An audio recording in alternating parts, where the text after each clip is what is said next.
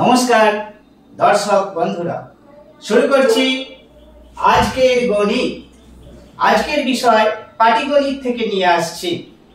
আমার সাবস্ক্রাইবারদের পক্ষ থেকে অনুরোধ এসেছে পাটিগণিতের কৌশল এখানে তুলে ধরার জন্য।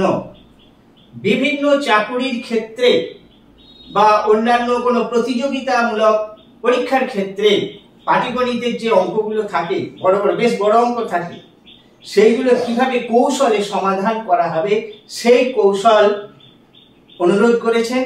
আমি সেই অনুরোধের ভিডিও নিয়ে আসছি। প্রথমে একটি অঙ্ক আমি এখানে নিয়ে নিচ্ছি। টাকায় 5টি লজেন্স বিক্রি করলে 12% ক্ষতি হয়। টাকায় অর্থাৎ 1 টাকায় 5টি লজেন্স বিক্রি করলে 12% ক্ষতি হয়। 10% লাভ করতে হলে টাকায় কটি লজেন্স বিক্রি করতে হবে? এই হচ্ছে অঙ্ক।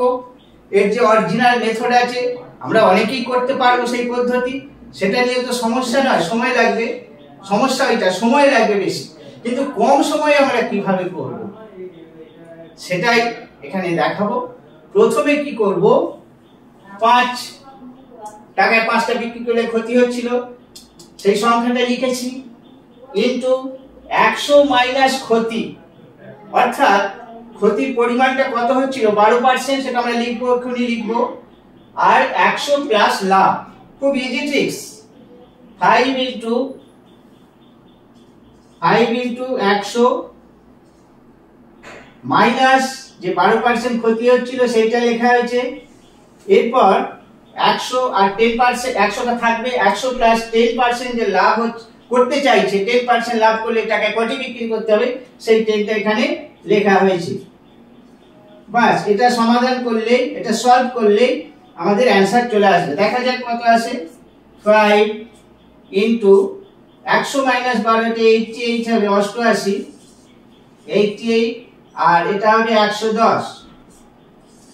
এটা যদি আমরা কেটে দিই, 1 এটা 22, তাহলে 22 আর এটা হবে 4, তাহলে কত হচ্ছে 4টে। তাহলে টাকায় 4টি লজেন্স বিক্রি করতে হবে।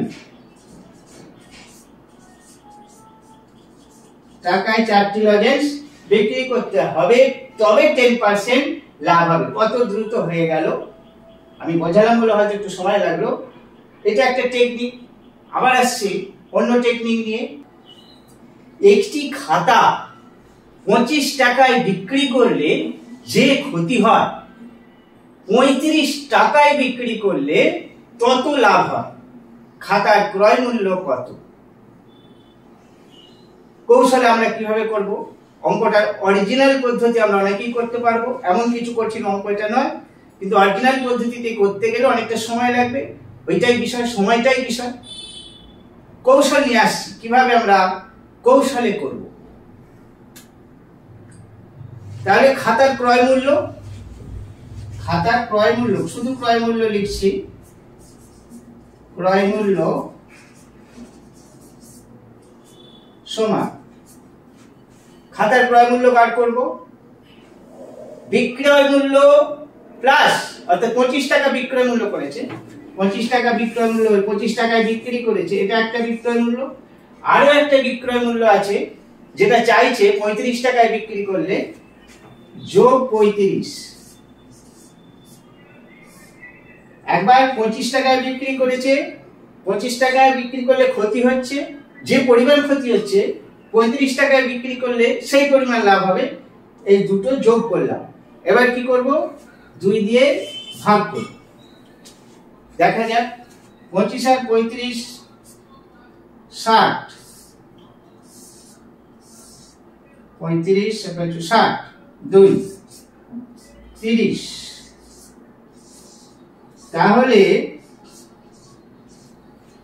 ক্রয় মূল্য হচ্ছে 30 টাকা। এবার একটু চেক করে নিই। তাহলে ক্রয় মূল্য যদি খাতা 30 টাকা হয়, 25 টাকায় বিক্রি করলে 5 টাকা ক্ষতি হচ্ছে, আর 35 টাকায় বিক্রি করলে 5 টাকা লাভ হচ্ছে। কন্ডিশন পূরণ হয়ে গেছে। আর এই হলো অঙ্ক। কত দ্রুত সম্ভব হলো কৌশল অবলম্বন করি।